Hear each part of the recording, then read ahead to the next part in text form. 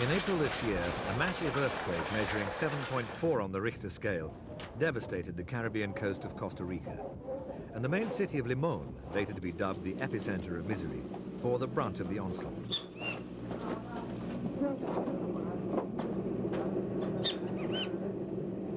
"62 people in tiny Limon province died. The area's infrastructure was demolished. Thousands were made homeless in Costa Rica's poorest region. Transportation on the key highway to the capital, San Jose, came to a halt. Nearly 500,000 hectares of banana plantations were destroyed. Whatever survived couldn't be moved. The industry was temporarily paralyzed. Traumatic for the country's export earnings. All running water stopped running, and the people had to stand and wait. Diarrheic diseases were inevitable, and with the city's hospital seriously damaged, treatment for all ills had to be given outdoors.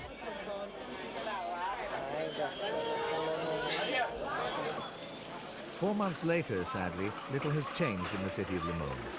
The 200-bed hospital still sleeps numb. Patients would be overwhelmed by the stench of unwashed linens and unflushed toilets. There's no water, so it can only operate as an outpatient unit. And doctors treating diarrhea, measles and malaria warn that cholera can't be far behind. Water is still not running through the city's pipelines. Now the residents' only source of water comes from deliveries to giant water bladders. With no sign of assistance from the local council, residents have to hire private workers to clean out storm sewers. And because the government is making no effort, this old man has been hired by local house owners to dig up this road to search for broken water pipes, preparing for the day when clean water will flow again.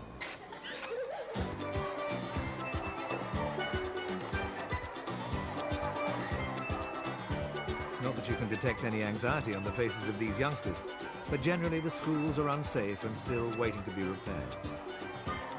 Meantime, all classes have to be held outside.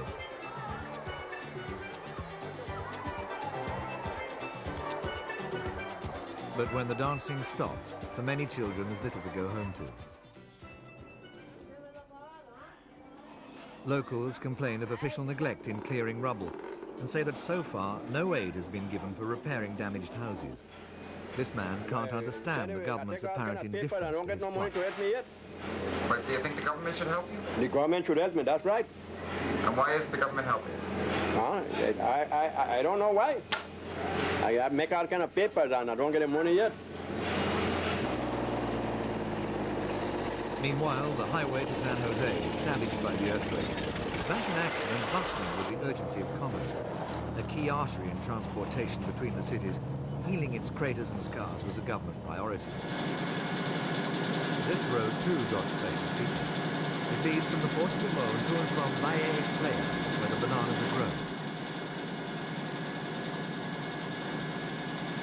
The painful irony is that the staple product of Caribbean Costa Rica appears to be getting preferential treatment over the people who farm and cattle. Certainly, all stops were pulled out to keep the bananas flowing, but then they account for 65% of the country's export earnings, or nearly $900 million annually. Indeed, this year, Costa Rica hopes to surpass Ecuador and become the world's largest banana producer.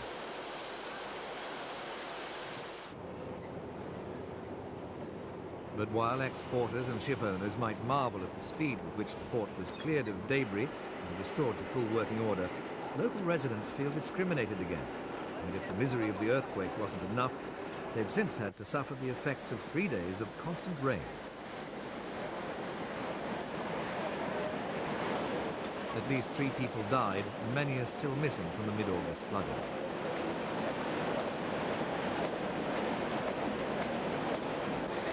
Again, the Caribbean coast suffered from the relentless downpour, with thousands left homeless and many people stranded by the surging rivers.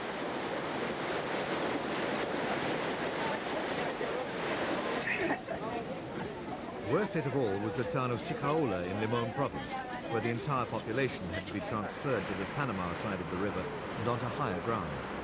Again, many plantations were ruined by the deluge, and the damage bill is expected to run into tens of millions of dollars. And although the people too are counting their costs, they're expecting little.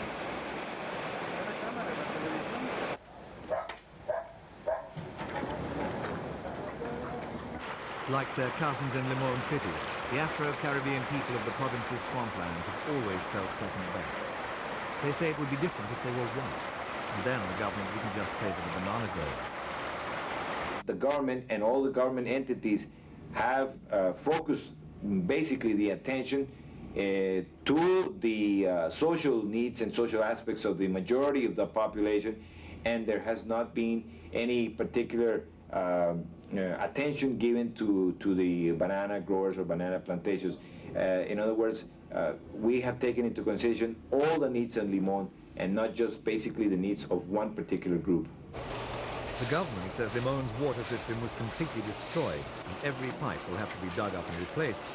So even with promised aid from the Inter-American Bank, it'll be bladders and buckets for a few more months yet for the poor. All external aid for the relief and repair of Limon has been spent, so the wait will have to continue. And with many small businesses not reopened and no construction employment, for some the wait will be even more painful.